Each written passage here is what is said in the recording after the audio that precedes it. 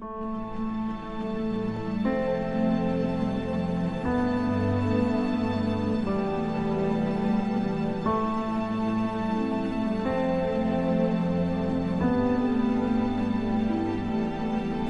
visão apocalíptica e a neutralização do adventismo. Okay? É claro que é um tema bastante abrangente, então eu dividi em subtemas. Nós vamos estar falando sobre a identidade profética da Igreja Adventista do Sétimo Dia. Eu creio que este tema que nós vamos falar hoje é conhecido da maioria de nós, que é justamente a origem da Igreja Adventista do Sétimo Dia. Nós também, durante essa semana, vamos estar falando sobre o que eu chamo de arrogância. Que tipo de arrogância diz ali? Santificado, que existe uma diferença muito grande de ser arrogante e uma arrogância santificada em um mundo politicamente correto. Ok? No terceiro dia nós vamos falar sobre o engano do liberalismo, e quando eu falo de liberalismo, eu não estou falando de ser liberais nas ofertas a Deus, mas o liberalismo de realmente buscar um cristianismo descompromissado, né? No quarto dia nós vamos falar sobre o que eu chamo de a conversão da visão apocalíptica na Igreja Adventista do Sétimo Dia. E por fim, no último dia, na última apresentação, eu vou estar falando sobre a relevância da mensagem apocalíptica, que é a mensagem adventista no século 21, no período que nós vivemos. Antes de nós continuarmos, eu gostaria de convidar aos irmãos a se colocarem de joelhos e vamos pedir a bênção de Deus para o nosso estudo. Vamos nos ajoelhar. Nosso Pai Celestial, nós sabemos que para estudar a Tua Palavra, necessitamos da iluminação do Espírito Santo. E por isso, nós pedimos que neste momento, o Senhor conceda a cada um de nós sermos batizados por esse Espírito. E que Ele venha nos guiar em toda a verdade, que Ele venha a realmente santificar a nossa mente e venhamos a entender a origem, a identidade profética que nós temos como uma igreja. Essa é a nossa oração em nome de Jesus. Amém. Então vamos começar falando sobre a identidade profética da Igreja Adventista do Sétimo Dia. E tudo começou em Apocalipse capítulo 10. É ali que se encontra a origem profética do que hoje nós conhecemos ser a Igreja Adventista do Sétimo Dia. Okay? É claro que em Apocalipse capítulo 10 vai desde do princípio do surgimento desse movimento, muito antes de se tornar uma denominação. Okay? Nós vamos tentar, durante esse estudo, ao identificarmos a identidade profética da igreja, responder as seguintes perguntas. Qual é a razão da existência da Igreja Adventista do Sétimo Dia? Também vamos buscar a responder a seguinte pergunta. Qual é a sua utilidade? Qual a utilidade da Igreja Adventista do Sétimo Dia? Para que ela serve? Qual é o seu objetivo? Falando da razão. Por que nós existimos como igreja, como denominação? E eu acredito que o estudo de hoje vai ajudar a responder essas perguntas. É ela importante ou mesmo necessária? Será que outra igreja não poderia satisfazer o que o adventismo apresenta ou a proposta do adventismo no século 21? Ou seja, é necessário ter a igreja adventista, existir essa denominação para que o evangelho seja pregado a todas as nações, para que Jesus possa vir a segunda vez? Ou existem outras denominações que poderiam cumprir o chamado que Deus tem para esses últimos dias de terminar a obra do grande conflito aqui nessa terra? Também nós vamos buscar responder, diz assim, será meramente mais outra denominação, o adventismo, a igreja adventista, apenas um pouco diferentes das demais? Por exemplo, nós guardamos o sábado, nós temos a doutrina do estado dos mortos, nós temos algumas doutrinas peculiares. Será que nós somos a mesma coisa das outras denominações, só que um pouquinho diferente. Nós não abrimos mão de certas coisas. E a verdade é que muitas das doutrinas que nós, adventistas, consideramos peculiar à nossa igreja, outras denominações promovem essas doutrinas. Por exemplo, existe alguma denominação que promove a guarda do sábado? A santificação do sábado? Sem dúvida, os batistas do sétimo dia, né? Existe outra denominação que crê no estado dos mortos da forma que nós cremos? Existe. Os testemunhas de Jeová. Existe outros grupos religiosos que promovem o vegetarianismo estrito? Existe.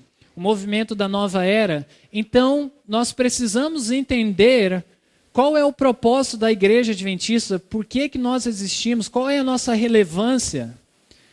Ou somos somente mais uma denominação um pouquinho mais peculiar, mas tanto faz, qualquer uma delas poderá cumprir a obra de Deus aqui nessa terra nos últimos dias? Eu creio que não, nós temos um propósito específico da qual não pode ser suprido por nenhuma outra igreja, mas a igreja adventista do sétimo dia. Vamos dar continuidade? Vamos tentar estabelecer a cronologia de Apocalipse capítulo 10, que eu disse que era a origem da história do movimento adventista e, por fim, da denominação adventista. O capítulo 10 de Apocalipse encontra-se justamente entre, olha só o que você pode ler aqui, a sexta e a sétima o quê? Trombeta. Eu sei que a maioria de vocês, não precisam esconder, não tem ideia do que se trata a sexta e a sétima trombeta. Não tem importância. Eu vou ajudar vocês a entenderem. Hoje vai ser o dia mais teórico. Os outros dias vão ser mais práticos, ok? Mas eu quero que vocês entendam a nossa identidade profética como igreja, como movimento. O Apocalipse capítulo 10, ele se encontra na sua Bíblia. É o que eu estou tentando dizer aqui nesta frase. Você vai encontrar o capítulo 10 do Apocalipse imediatamente depois de qual trombeta? Da sexta. E antes de qual trombeta? Da sétima. Então, se nós pudermos identificar o período que abrange a sexta trombeta e o período que abrange a sétima trombeta, nós vamos entender justamente onde se encaixa qual capítulo do Apocalipse. O capítulo 10. É isso que eu estou tentando falar para os irmãos ao mostrar essa frase aqui. A origem da Igreja Adventista do Sétimo Dia encontra-se entre a sexta e a sétima trombeta, porque é justamente onde está o capítulo 10 do Apocalipse. Olha só o que diz aqui, primeiro nesse quadrinho. A sexta trombeta abrange o período, você não precisa memorizar essas coisas, do ano, começa no ano 1449, isso a sexta. E ela vai até o ano, agora eu quero que você memorize essa data. A sexta trombeta acaba em que ano, segundo o que eu estou colocando aqui? 1840, ok? Com a queda do Império Otomano. Isso nós podemos encontrar, esses períodos da sexta trombeta, em Apocalipse 9, do verso 13 ao verso 20. Então fique na mente de vocês que a sexta trombeta, ela encerra-se em qual ano? 1840, ok? Mais precisamente em 11 de agosto de 1840, com a queda do Império Otomano. Já a sétima trombeta inicia-se no ano, veja só, eu quero que você memoriza o início do soar da sétima trombeta. 1844, uma data bastante familiar para nós adventistas, período em que a Arca da Aliança é vista no céu. Isso nós encontramos em Apocalipse 11, do verso 15 ao verso 19. Aqui está a sétima trombeta na Bíblia. Quando ela começa a tocar, eu quero que os irmãos abram a Bíblia comigo em Apocalipse capítulo 11. Se você tem a sua Bíblia, vamos abrir lá em Apocalipse capítulo 11. Eu quero que você veja Qual móvel do santuário celestial é visto quando a sétima trombeta começa a tocar? Ok? Olha Apocalipse capítulo 10 e o versículo 19. A Bíblia diz, vamos começar no verso 15, só para você pegar o contexto. E o sétimo anjo tocou a sua, qual é a próxima palavra? Trombeta. Agora veja comigo o verso 19. Uma vez que a sétima trombeta começa a ser tocada, e abriu-se no céu o templo de Deus, e qual móvel foi visto? A arca da sua aliança foi vista no seu templo. Nós sabemos que a arca da aliança está localizada em qual compartimento do santuário celestial? No primeiro compartimento, no lugar santo, ou no segundo, no lugar santíssimo? No lugar santíssimo, que justamente é aberto, em qual ano que é aberto o lugar santíssimo? 1844. É por isso que eu digo que o soar da sétima trombeta começa em qual data mesmo? 1844, porque quando ela soou, qual móvel do santuário foi visto?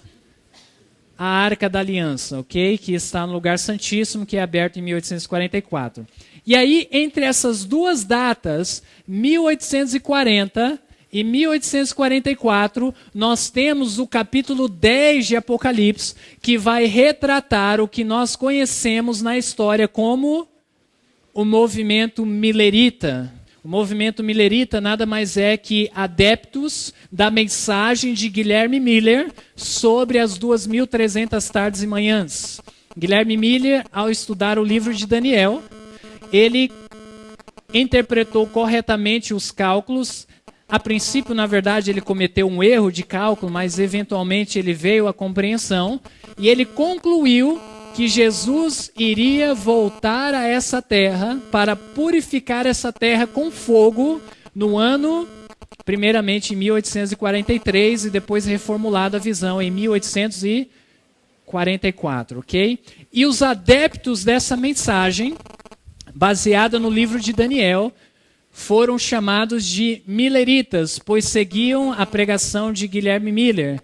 E aquelas pessoas, aquele movimento ficou conhecido dessa forma. O movimento millerita. Muito bem. Tendo estabelecido a cronologia do capítulo 10, vamos adiantar em nosso estudo. Qual é a cronologia do capítulo 10, onde ele se encontra? Entre a sexta e a sétima. A sexta termina em 1840 e a sétima começa em 1844. E bem aqui, entre essas duas datas, nós temos o capítulo 10 de Apocalipse. Foi tudo que eu quis dizer para vocês até agora. Espero que eu não perdi ninguém. Respirem fundo, ok? O seu neurônio precisa de oxigênio nesse momento. Vamos avançar aí no nosso estudo. Vamos abrir agora em Apocalipse capítulo 10 e ler o versículo 1 e o versículo 2, só para nós sermos introduzidos na visão do capítulo 10 de Apocalipse. Diz assim no verso 1: E vi outro anjo forte que descia do céu vestido de uma nuvem e por cima da sua cabeça estava o arco celeste. E aí vem a descrição do seu corpo. Olha o verso 2. E tinha na sua mão, o que ele tinha na sua mão, segundo esse versículo? Um livrinho, e ainda destaca que esse livrinho estava aberto. E pôs o seu pé direito sobre o mar e o esquerdo sobre a terra. E ele faz uma proclamação. Não é o meu objetivo mostrar na Bíblia quem é esse anjo, porque tradicionalmente nós sabemos que esse anjo representa quem? A Jesus Cristo. Ele é chamado de anjo, pois a palavra anjo significa mensageiro. Ele está trazendo uma mensagem, ok? O Espírito de profecia também identifica esse anjo como sendo a Jesus. Diz assim: o poderoso anjo, que nós acabamos de ler aqui no capítulo 10, que instruiu a João, não era ninguém menos que quem? Jesus Cristo. Colocando seu pé direito sobre o mar e o esquerdo sobre a terra seca, como nós lemos na descrição, mostra a parte que está desempenhando nas cenas finais do grande conflito com Satanás. Isso está em Cristo Triunfante, na página 343. Então, o que nós estamos vendo aqui é que entre 1840 Há 1844, Jesus Cristo tinha uma mensagem importante para dar a essa terra, que abrangeria a terra e os mares. E essa mensagem estava contida no livrinho pequeno que estava na sua mão aberto. Ok? Vamos prosseguir então em nosso estudo. Apocalipse capítulo 10, agora o verso 8. Apocalipse capítulo 10, o versículo 8 diz da seguinte forma: E a voz que eu do céu tinha ouvido tornou a falar comigo. Isso é João escrevendo. E disse: Vai e toma o livrinho. Olha a ênfase novamente, que o livro está de que forma? Aberto. Da mão do anjo que está em pé sobre o mar e sobre a terra. E a pergunta que eu tenho para nós, antes de nós prosseguirmos, é: que livro pequeno é este? Você pode responder, não existe mistério nenhum. Estamos entre adventistas do sétimo dia. Tradicionalmente, nós adventistas interpretamos que esse livrinho pequeno é qual livro? Exatamente, o livro de Daniel. E nós podemos ter comprovações disso na palavra de Deus. É por acaso o livro de Daniel um livro pequeno, em termos de conteúdo, sim ou não? Sim, ok?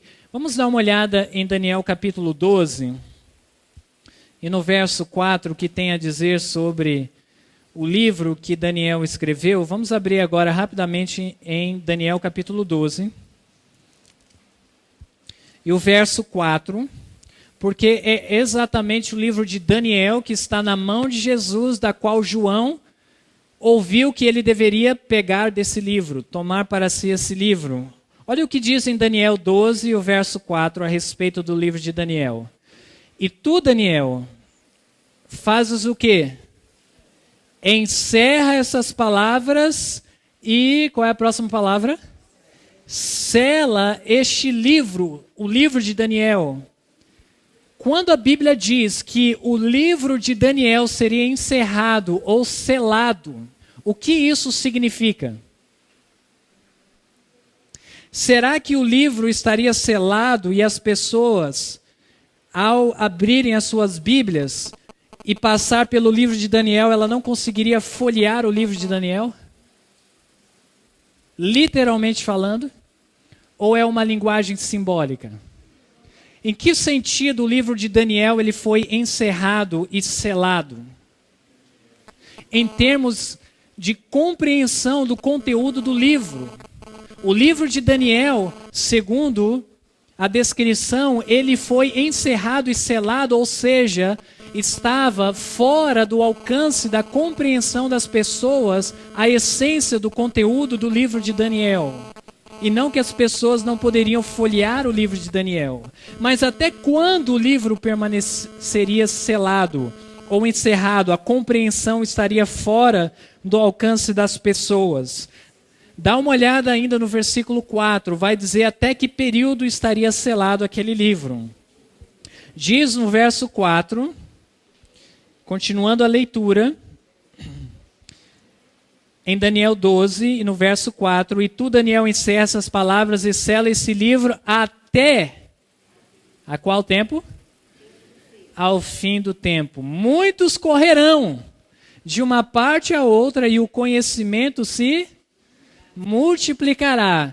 Geralmente, o que nós ouvimos falar do verso 4, muitos correrão de uma parte a outra e o conhecimento se multiplicará.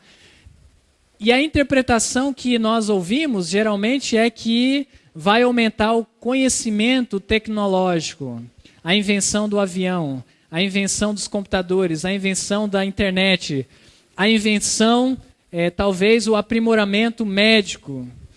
Será que é isso que está se referindo contextualmente quando diz que o livro de Daniel estaria selado, a compreensão seria selada? Mas, eventualmente, no tempo do fim, muitos correriam de uma parte a outra e o conhecimento do quê? Do livro de Daniel seria multiplicado no tempo do fim. É isso que o livro está profetizando. Ou seja, as profecias de Daniel no tempo do fim não estariam mais seladas e encerradas. Estariam agora o quê? Abertas. O livro de Daniel seria aberto no tempo do fim. E é justamente o que Jesus tem na sua mão, lá em Apocalipse capítulo 10. Dá uma olhada comigo em Daniel capítulo 12 e o verso 9, que diz ali, e ele disse, vai Daniel, porque estas palavras estão fechadas e seladas até ao tempo do fim. Novamente ele repete que as pessoas não poderiam compreender essas mensagens. E aí ele diz no verso 10, muitos serão purificados e embranquecidos no tempo do fim, e provados, mas os ímpios procederão impiamente, e nenhum dos ímpios, qual é a próxima palavra? Entenderá, mas os sábios entenderão. Contextualmente, o que é que os ímpios não vão entender, mas os sábios vão entender no tempo do fim? O livrinho que havia sido selado, ok? Encerrado. Os sábios, no tempo do fim, poderão compreender as profecias relacionadas ao livrinho pequeno, ao livro de Daniel. Estão compreendendo? E é justamente o que nós estávamos vendo em Apocalipse capítulo 10. Entre a sexta e a sétima trombeta, 1840 a 1844, muitos correram de um lado para o outro e o conhecimento do livro de Daniel se multiplicou. E os sábios entenderam a profecia de Daniel. Ok, vamos avançar. Qual porção específica do livro de Daniel foi selada? Porque às vezes nós achamos que tudo de Daniel foi selado. Eu pergunto para vocês, quando você lê Daniel 1, ou uma pessoa que não é religiosa lê Daniel 1, que fala do cativeiro babilônico, e fala deles indo para a escola dos caldeus, e que o nome deles foram trocados, e que eles não queriam se alimentar com a dieta do rei. Vocês acham que isso não podia ser compreendido há muitos anos atrás, antes do tempo do fim, as pessoas liam isso e falavam, não consigo entender. Entende, não entende? Existem outros aspectos do livro de Daniel que as pessoas liam e conseguiam entender, mesmo não estando no tempo do fim? Sem dúvida. Inclusive, muitos antes do tempo do fim, que começa em 1798, ok? Talvez na mesa redonda eu possa falar como é que eu sei que o tempo do fim começa em 1798, mas eu não posso provar agora. Mas antes do tempo do fim, muitos já entendiam Daniel capítulo 7, que fala do leão, do leopardo, do urso e daquela besta terrível, espantosa, e a interpretação. Ou seja, existem porções do livro de Daniel que nunca foram encerrados e selados. Estava para a compreensão do povo. Mas a pergunta agora é, qual porção específica do livro de Daniel foi selada? Foi encerrada e não estava disponível para a compreensão das pessoas. Vamos a Daniel capítulo 8. E eu quero que vocês vejam o verso 26, ok? Vamos abrir lá em Daniel capítulo 8. Daniel capítulo 8, e o verso 26 está escrito, e a visão, olha só a descrição dessa visão, como é que fala dessa visão? Da tarde e da manhã, memoriza essas palavras, que foi falada neste capítulo 8, é verdadeira. Antes de continuarmos, eu quero que você interpreta para mim, que visão é essa da tarde e da manhã que é verdadeira? Vamos só retroceder um pouquinho para Daniel capítulo 8, verso 14. Eu quero que você veja do que o capítulo 8 está se tratando. Se trata de dois animais que representam dois reinos, depois fala de um chifre pequeno e eventualmente fala no verso 14 sobre tardes e manhãs. Diz assim no verso 14: e ele me disse, até 2.300, quais são as próximas palavras?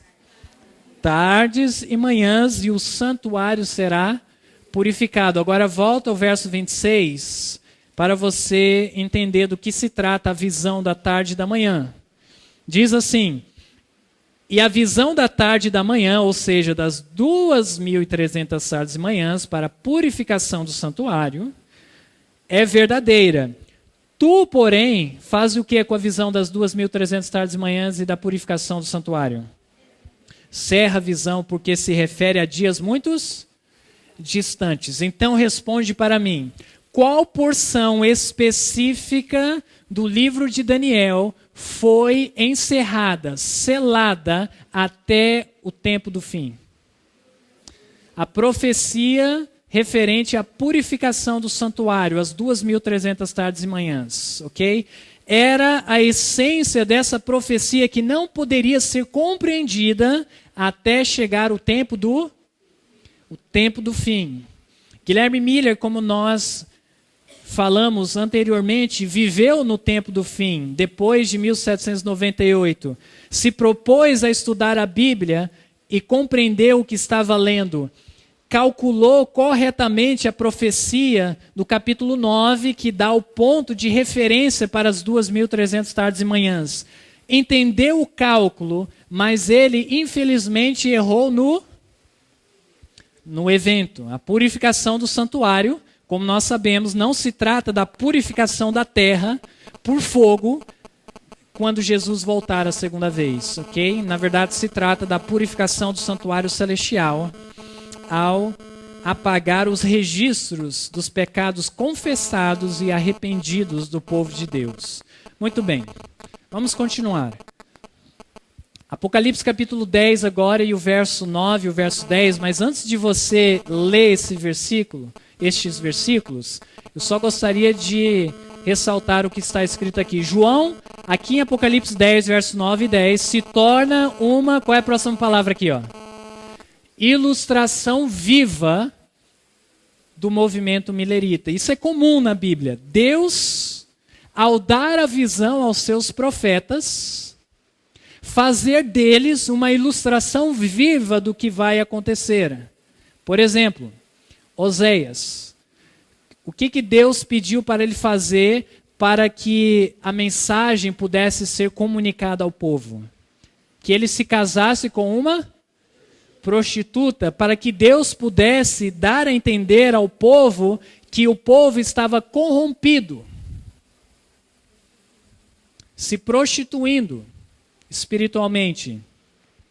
E com Jeremias, quando Deus deu a visão do cativeiro babilônico, que eles seriam levados cativos à Babilônia, o que Deus pediu para Jeremias fazer? Se tornar uma ilustração viva. Ele colocou o que no seu pescoço? O jugo, para simbolizar que o povo de Deus seria levado cativo para a Babilônia.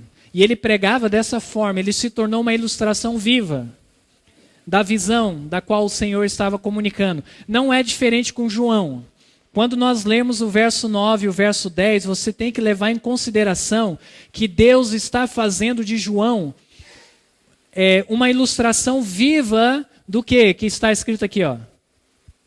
Do movimento milerita. João, ele vai vivenciar o que aqueles que vivessem em 1840 a 1844 iriam passar, ok? Vamos então entrar no Apocalipse 10 e no verso 9.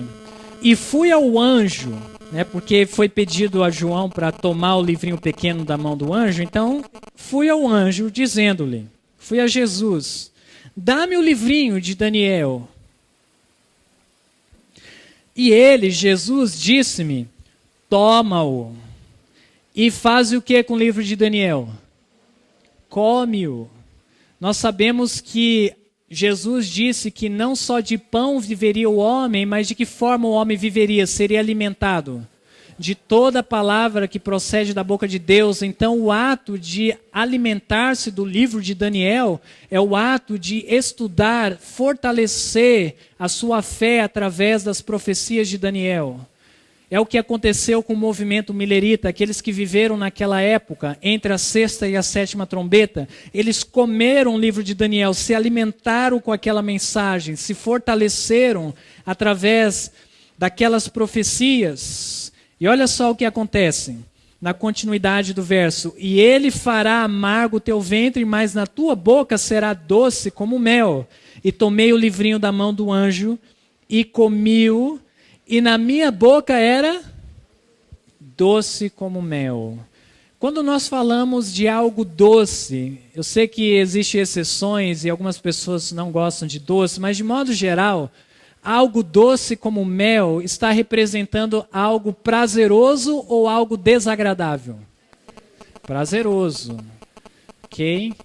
Então, quando diz que o livro de Daniel, aquela mensagem, ela foi doce como mel na boca, quando eles estudaram, receberam a mensagem e proclamaram essa mensagem, na boca era doce, era prazeroso estudar, se alimentar do livro de Daniel e proclamar essa mensagem, que Jesus iria voltar em 1844. Isso trazia prazer às pessoas. Eu gostaria que vocês vissem nessa citação o prazer que Guilherme Miller sentiu quando ele estava vivendo 2 semanas antes. Quantas semanas eu falei? 2 semanas antes de 22 de outubro de 1844. Vocês sabem o que aconteceu em 22 de outubro. Foi justamente o cumprimento das 2.300 tardes e manhãs. Olha só o que ele disse. Estou quase no lar. Glória, glória, glória. Vejo que o tempo está certo. Por que ele está dizendo que eu vejo que o tempo está certo? Porque Guilherme Miller, ele havia errado. Ele estava olhando para a cerimônia da Páscoa, para estabelecer o dia exato. E a Páscoa acontece na primavera, ok? Snow falou para ele, você deve olhar para o dia da expiação. A princípio ele não aceitou essa posição, mas mais adiante, faltando 2 semanas, finalmente entrou na cabeça de Guilherme Miller que a profecia da purificação do santuário estava associado a qual evento? A qual cerimônia judaica? Ao dia da expiação, que acontecia no 7º mês judaico, no dia 10, que naquele ano cairia em 22 de outubro de 1844. É isso que ele está dizendo. Vejo que o tempo está certo. Realmente é no dia da expiação. Minha alma está tão feliz que mal posso escrever. Veja só o contentamento. É uma experiência doce como mel que ele estava vivendo? Sem dúvida. Okay. Minhas dúvidas, que eram aquelas dúvidas em relação se era para olhar para o evento da Páscoa, o dia da expiação, meus temores e todas as trevas se foram. Vejo agora que estamos no caminho certo. Realmente é no dia da expiação. Continuando. Minha alma está cheia de alegria, meu coração cheio de gratidão a Deus. Posso até ouvir alguns dizendo, o irmão Miller agora é um fanático. Muito bem. Chamem-me do que quiserem, não me importo, Cristo voltará no 7º mês e será uma grande bênção a todos nós. Isso está no artigo de Guilherme Miller, The Midnight Cry, em 12 de outubro de 1844, na página 121. Olha só a data, qual dia? 12 de outubro, praticamente 2 semanas para 22 de outubro. Okay?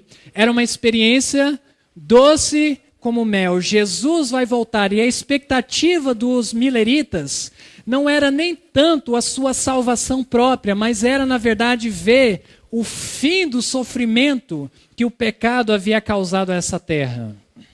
Tinham esperança de realmente viver em um mundo sem pecado. E isso é uma experiência doce como mel. Entretanto, Apocalipse capítulo 10, volte na sua Bíblia. Apocalipse capítulo 10 retrata que essa mensagem, ao realmente ser digerida, ela seria de que forma no estômago? Apocalipse 10 e o verso 9. Continuando a partir da metade do verso, toma-o e o come-o, e ele fará amargo o teu ventre. Verso 10, e tomei o livrinho da mão do anjo, comi-o, e na minha boca era doce como mel. E havendo comido, o meu ventre ficou, de que forma? Amargo. Agora eu pergunto para vocês. Amargo, amargura está associada a algo prazeroso ou algo que é associado à lamentação, desastre. O segundo, não é? Jesus voltou em 1844, em 22 de outubro. Eles estavam certos em relação ao evento, porque a data eles estavam.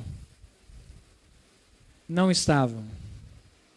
Houve o que nós conhecemos, o grande desapontamento. E olha, eu não quero que você saia daqui achando que 22 de outubro de 1844 é a data do grande desapontamento. Quando eu ouço adventistas falando isso, eu fico desapontado. Okay? Porque 22 de outubro de 1844 houve um grande desapontamento, mas não é a data do grande desapontamento. É a data que Jesus passou do lugar santo para o lugar santíssimo, para fazer a purificação do santuário. Okay? Existe uma diferença bem grande, não existe? Não permitam que digam para vocês que 22 de outubro é o dia do grande desapontamento. Ok. Olha só o que alguns daqueles que fizeram parte desse movimento declararam. Irã Edson escreveu: nossas mais ternas esperanças e expectativas foram o quê? Arruinadas, era uma experiência amarga, e um espírito de pranto tomou conta de nós, de uma forma que eu jamais havia experimentado. A dor da perda de quantos amigos? Todos os amigos terrestres. Não se compara à dor que sentimos. E aí ele declara: choramos e choramos. Eram pessoas sinceras, pessoas que estavam buscando realmente viver uma vida de santificação e de voltar para o reino com Jesus. Eu coloquei aqui a referência Irã Edson, porque na verdade nunca foi publicado oficialmente o que está escrito aqui, mas é uma declaração dele, que você pode encontrar em um livro chamado A Visão Apocalíptica e a Neutralização do Adventismo. Okay? Tiago White, que também fez parte do movimento millerita, ele escreveu: o desapontamento com o passar da data esperada foi muito, o que ele diz? Amargo. O amor de Jesus enchia cada coração antes do grande desapontamento. Brilhava em cada rosto e com inexprimíveis desejos oravam. O que os crentes oravam antes daquela data? Vem, Senhor Jesus, vem depressa. Mas ele não veio. Eu chorei de que forma? Como uma criança. Estava desconsolado. Essa foi a experiência amarga. O fato que Jesus não voltou em 1844. Isso ele escreveu em um de seus artigos, Life Incidents, na página 182. Muito bem, vamos prosseguir. Deste grande desapontamento, okay, surgiu 3 movimentos diferentes. Do movimento millerita surgiu 3 movimentos. Quais são eles? Primeiro, os adventistas espiritualistas. Quem são os adventistas espiritualistas? Não existe uma denominação com esse nome, ok? Isso são crentes que existiram naquela época, era cerca de 50 mil, um número razoavelmente grande. Depois do grande desapontamento, acharam da seguinte forma: a data está certa, e realmente eles estavam certos em concluir isso. O cálculo está certo das 2.300 tardes manhãs. E sabe de uma coisa? O evento está certo. Jesus voltou, mas não de forma literal. Ele voltou no coração dos crentes. E eles passaram a interpretar a Bíblia de uma forma espiritualista, vamos dizer assim. Desconsiderando coisas que são literais, como a vinda do Senhor Jesus nas nuvens do céu, e interpretando de forma simbólica. E deste grupo que achava que a data estava certa e Jesus tinha voltado, só que no coração dos crentes, surgiu todo tipo de fanatismo. Alguns deles acreditavam que o reino de Deus são para as crianças, como Jesus afirmou, devemos ser humildes como as crianças, e para provar que Jesus tinha vindo no coração deles, eles passaram a agir como crianças nas ruas. Engatinhar, comer com as mãos, falar errado, para poder provar que Jesus havia realmente voltado em 22 de outubro de 1844. E outros tipos de fanatismo, como a carne santa, que mais tarde surgiu no adventismo, que nós conhecemos como perfeccionismo, que não tem nada a ver com perfeição cristã, surgiu naquela época, com os adventistas espiritualistas. Passaram a praticar o pecado, mas eles diziam, Jesus voltou, ele está no meu coração, então não é pecado. Então todo tipo de imoralidade foram praticados por adventistas espiritualistas. O segundo grupo, que surgiu daquele grande desapontamento, os adventistas fundamentalistas. Também não é uma denominação, não existe uma denominação dessa forma. Quem são os adventistas fundamentalistas? Eles disseram o seguinte, olha, o evento é esse mesmo. No cumprir das 2.300 tardes e manhãs, Jesus vai voltar nas nuvens do céu, de forma literal. Eles acreditavam ainda na Bíblia em muitos aspectos de forma literal. Mas eles disseram, o cálculo está errado. E quem foi para esse grupo, que eram cerca de 50 mil também? Guilherme Miller. Okay? Ele fez parte deste grupo religioso de adventistas que acreditavam que a data, o cálculo estava errado e que Jesus ia voltar sim para purificar essa terra no findar das 2.300 tardes e manhãs. Só que eles passaram a remarcar datas, vez após vez. E o que acontecia cada vez que eles marcavam uma data? A data chegava e Jesus não voltava e o movimento enfraquecia. Marcava outra data, a data chegava, Jesus não voltava e o movimento enfraquecia até o ponto de deixar de existir. Esses são os dois grupos que prevaleceram logo após o grande desapontamento, que hoje não existem. Entretanto, existe um terceiro grupo, depois daquele grande desapontamento, que são indivíduos profundamente comprometidos com o que eles estavam comprometidos?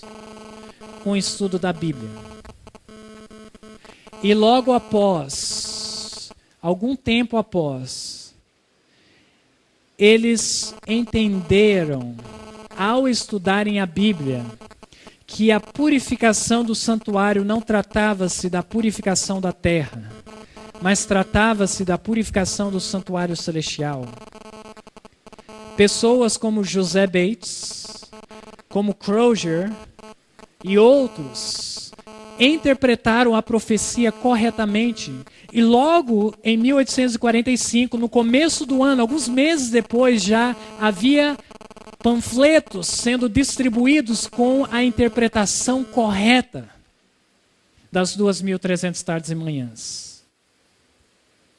Olha, gente, nós sabemos que o movimento adventista do sétimo dia surgiu a partir deste terceiro grupo.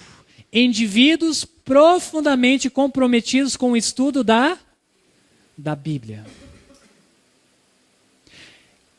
E o único dos três grupos que existem até hoje não são aqueles que haviam cerca de 50 mil adeptos, mas eram aquele grupo que tinha indivíduos, cerca de 50, estudando a Bíblia, que hoje é uma denominação mundial, cerca de 18 milhões de adventistas. José Bates, quando ele estava estudando sobre o santuário e entendendo que o livro do Apocalipse fala sobre o santuário do capítulo 1 ao transcorrer do livro inteiro, ele viu que logo após do capítulo 10, vamos abrir a nossa Bíblia em Apocalipse, capítulo 10, o capítulo que nós estamos estudando, ele compreendeu que logo após esse capítulo, ao falar do livrinho pequeno, o livro de Daniel, que seria aberto, A profecia que estava encerrada às 2.300 tardes e manhãs. A pregação era doce, mas eventualmente seria uma experiência amarga. E logo após o capítulo 10, olha o que nós encontramos. No versículo 1 do capítulo 11 de Apocalipse. E foi-me dada uma cana. João, novamente aqui representando o movimento adventista durante aquele período. Semelhante a uma vara. E chegou o anjo, que é Jesus, o mesmo anjo do capítulo 10, e disse, levanta-te e mede o que deveria ser medido. O templo de Deus ou santuário, ou seja, logo após o grande desapontamento, a atenção do povo de Deus deveria ser levado aonde? Para o templo de Deus, o santuário. Olha só no capítulo 11 e o verso 19, uma vez mais, o que nós vemos no Apocalipse, logo após o grande desapontamento, logo após o santuário ser medido, estudado, diz no verso 19, e abriu-se no céu. O que abriu-se no céu?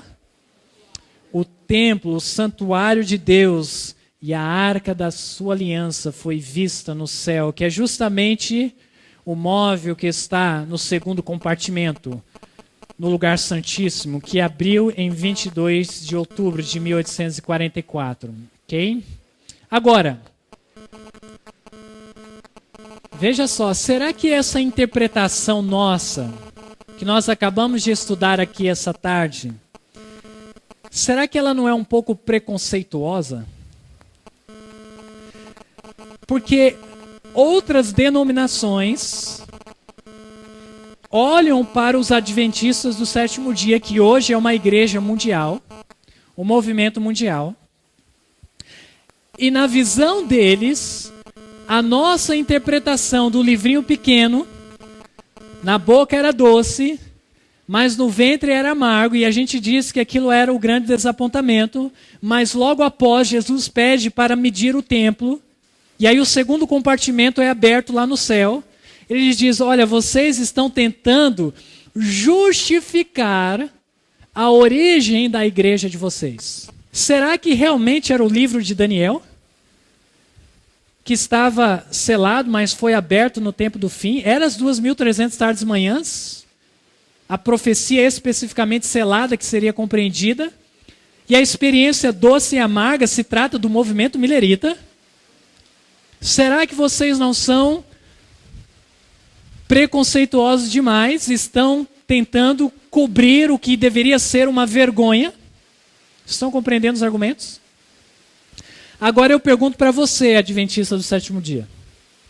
Como é que você sabe que o capítulo 10, quando fala do livrinho pequeno, e aquela experiência de doce e amargo se trata do grande desapontamento que seria restaurado quando Jesus disse, olha João, vai lá e mede o templo.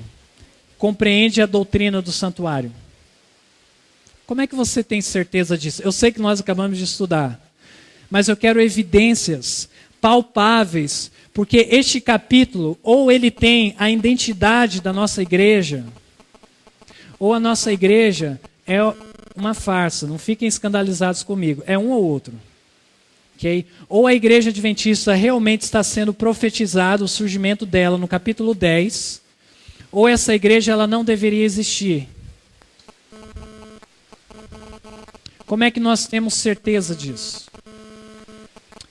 Nós já começamos a estudar um pouco. Lá em Daniel capítulo 12, no verso 4, nós vimos que o livro de Daniel seria selado até o tempo do fim. No verso 9 diz que seria selado até o tempo do fim. Em Apocalipse 10, verso 6, olha que o Jesus fala no verso 6 de Apocalipse 10. E é claro que isso seria só a introdução de ter certeza que realmente trata-se da experiência milerita e da reestruturação do movimento adventista. Olha o que Jesus falou no verso 6. E jurou por aquele que vive para todo sempre, o qual criou o céu, e o que nele há, e a terra, e o que nela há, e o mar e o que nele há, que não haveria mais... Qual é a próxima palavra? Ok, na maioria das Bíblias diz que não haveria mais demora. Tem alguma Bíblia aqui que diz que não haveria mais tempo?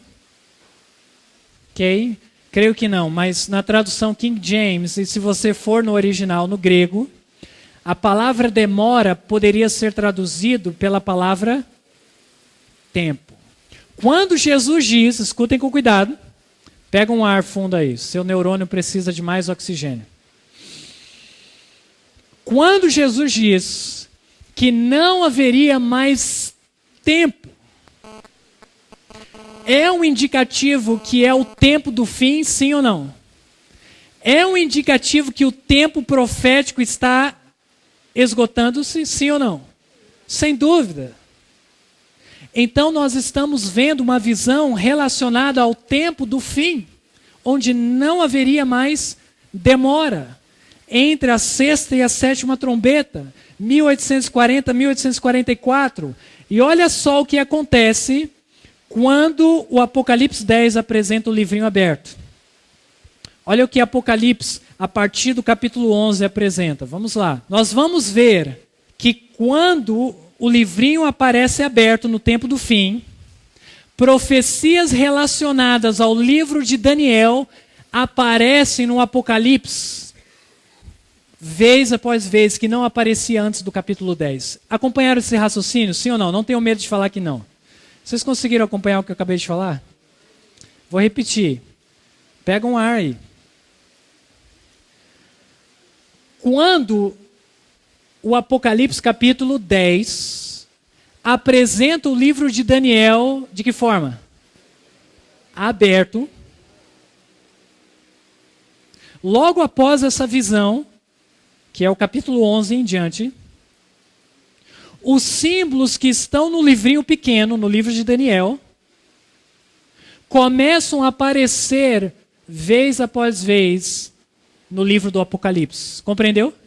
É como se fosse que, ao abrir o livro de Daniel, o conteúdo que estava naquele livro agora é transferido para o livro do Apocalipse. Compreenderam, sim ou não? Então vamos ver se é realmente verdade. Nós sabemos que a primeira vez que aparece a profecia dos 1.200 dias, que são anos, foi no livro de Daniel, no capítulo 7, okay? Falando de tempo, tempos e metade de um tempo. Olha só, em Apocalipse 11, no verso 2 e 3, acompanhe aí comigo o verso 2. E deixe o átrio que está fora do templo, e não meças, porque foi dado às nações, e pisarão a cidade santa por quanto período de tempo? 42 meses. 42 meses são 1.260 dias proféticos, ok? 3 anos e meio, ou tempo, tempos e metade de um tempo. Dá uma olhada no versículo 3. E darei poder às minhas 2 testemunhas, e profetizarão por 1.260 dias. Dá uma olhada aqui no slide agora. Em Apocalipse 12. Vamos abrir em Apocalipse 12, no verso 14. Apocalipse 12, o verso 14 diz ali: E foram dadas à mulher 2 asas de grande águia para que voasse para o deserto, aonde tinha lugar, preparado para ser sustentada por um tempo e tempos e metade de um tempo. Apocalipse capítulo 6 fala deste período que a igreja passou no deserto, refugiada, como sendo os 1.260 dias. Em Apocalipse capítulo 13, e no verso 5, fala sobre o anticristo que foi profetizado em Daniel, e o que ele faria durante os 1.260 anos. Proferiria palavras contra o Altíssimo, que seria se colocar como Deus na terra e clamar perdoar pecados. Em Apocalipse 13, no verso 7, diz que o anticristo, lá de Daniel capítulo 7, foi permitido fazer o que contra os santos? Guerra contra os santos. Isso está em Daniel capítulo 7, pela primeira vez, e aparece em Apocalipse 13. Em Apocalipse 13, no verso 14 a 17, o que nós vemos? A adoração à imagem e à marca da besta. Sabe o que Daniel capítulo 7, verso 25 fala sobre o anticristo?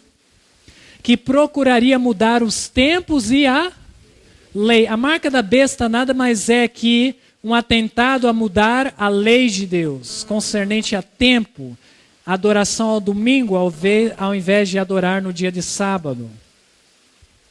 Adoração à imagem, isso está em Daniel capítulo 3.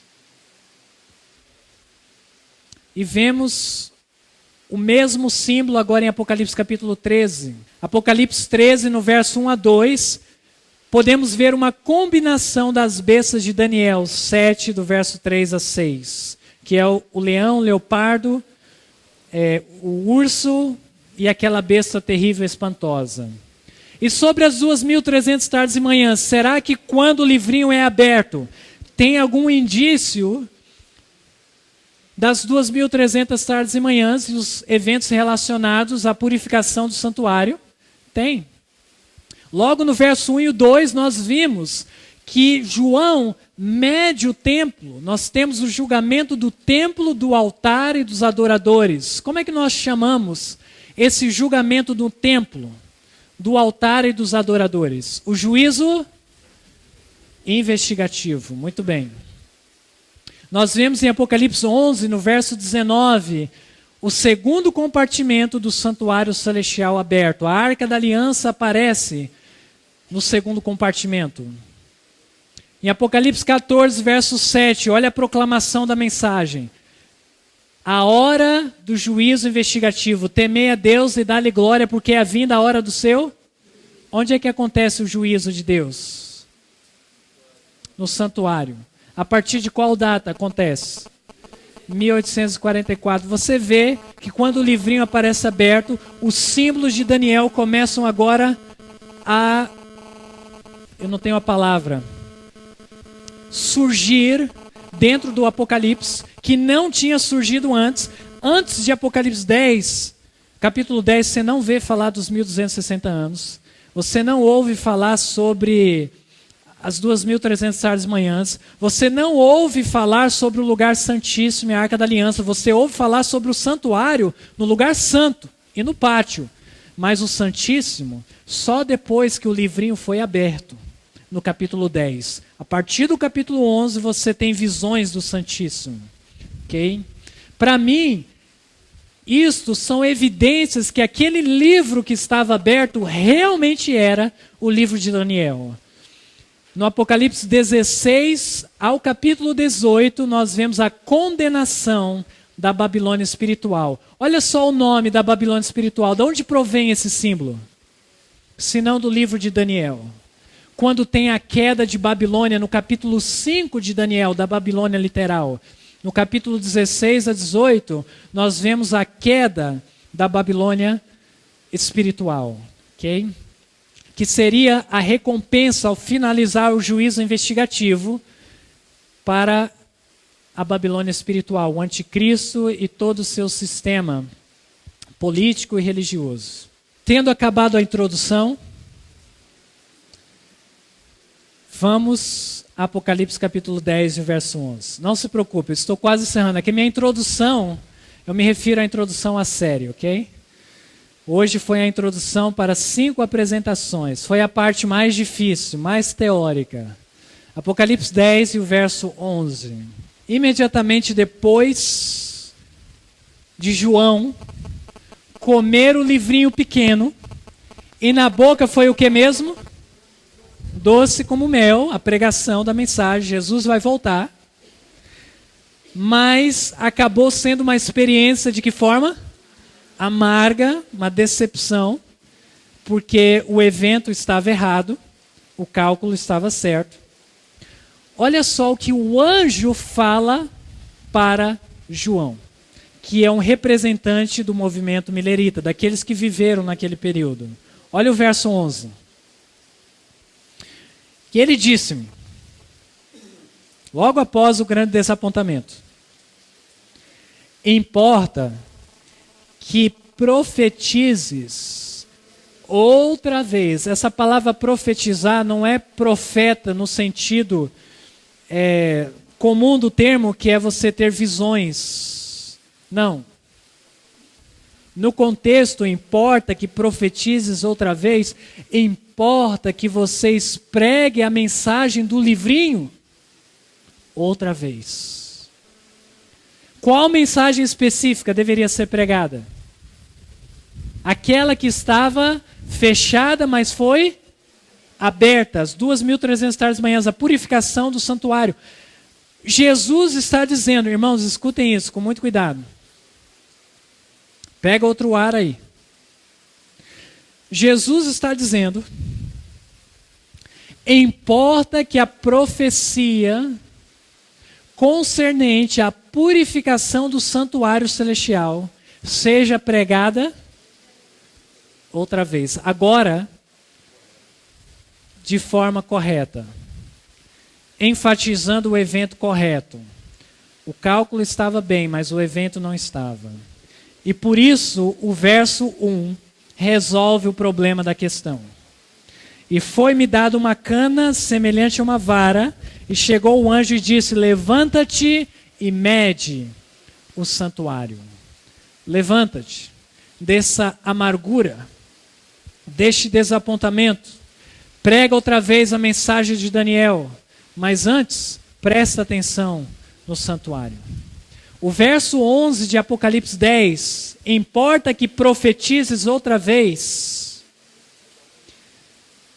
é o estabelecimento do movimento adventista do sétimo dia. Lembra daqueles indivíduos comprometidos com o estudo do quê? Da Bíblia, lembra deles? Eles receberam essas palavras. Importa que profetizes outra vez. Para quem deveria ser profetizado outra vez? O que diz o versículo? Há muitos povos e nações e línguas e reis. Quando você lê essas palavras, é um movimento religioso localizado em uma cidade particular nos Estados Unidos ou é um movimento de abrangência mundial? Mundial. E quando você faz um paralelo com esse versículo, com Apocalipse 14, venha lá comigo em Apocalipse 14. Apocalipse 14, o verso 6. Veja se você não consegue ver um paralelo. E vi outro anjo voar pelo meio do céu e tinha o evangelho eterno para o proclamar para quem?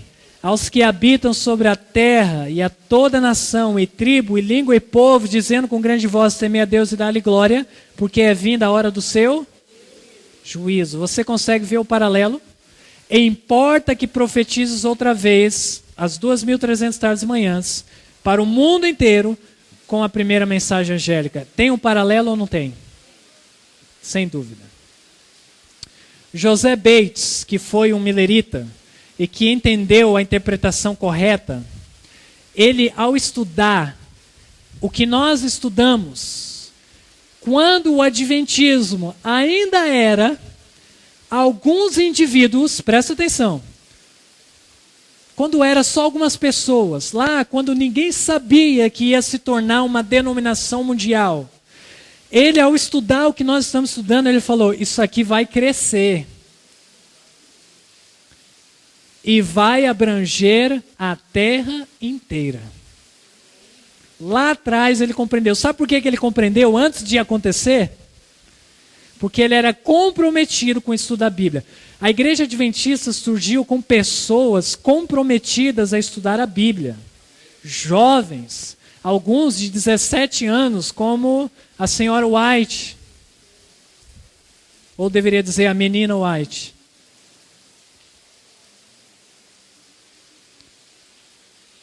Jovens de 19, de 21 anos.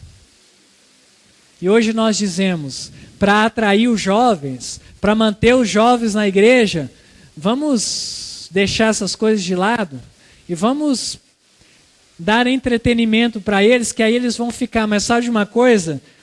Este movimento surgiu com jovens, não foi pessoas da idade da maioria de nós. De 30, 40, 50, 60 anos que essa igreja começou.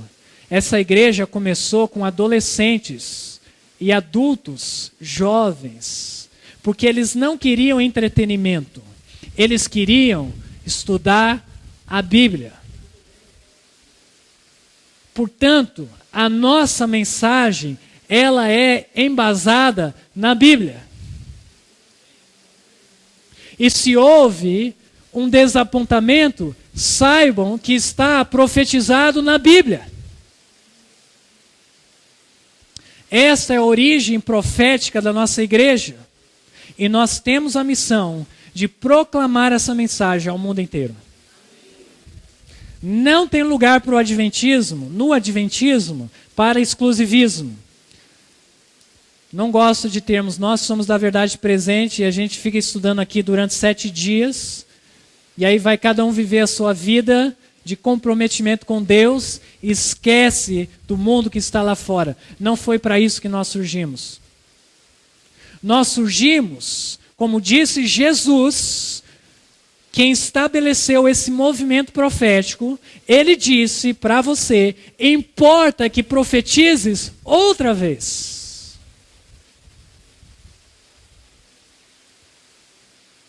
E eu pergunto para você,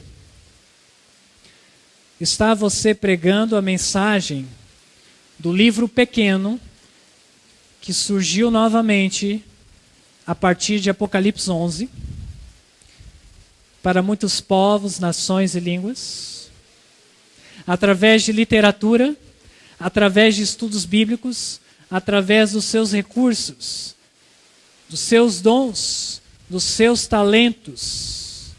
Está você comprometido com essa missão? Essa é a missão, a razão, o propósito da existência da Igreja Adventista do Sétimo Dia. Que Deus possa incorporar o espírito dessa missão em nosso coração. Deus nos abençoe. Nesse momento eu convido a você a orar. Vamos nos colocar de joelhos. Senhor nosso Deus, nós agradecemos imensamente pelo Senhor ter levantado o movimento adventista do sétimo dia. Senhor, nós não falamos essas palavras de forma soberba e orgulhosa, mas com gratidão no coração por fazer parte dessa igreja. E nós pedimos que o Senhor nos dê o Espírito que estava nos fundadores dessa igreja. Comprometimento com a Bíblia e com a missão profética da nossa igreja. Senhor, derrama o Espírito Santo sobre nós, para que a nossa vida possa estar comprometida com a pregação das 3 mensagens angélicas. É a nossa oração em nome de Jesus. Amém.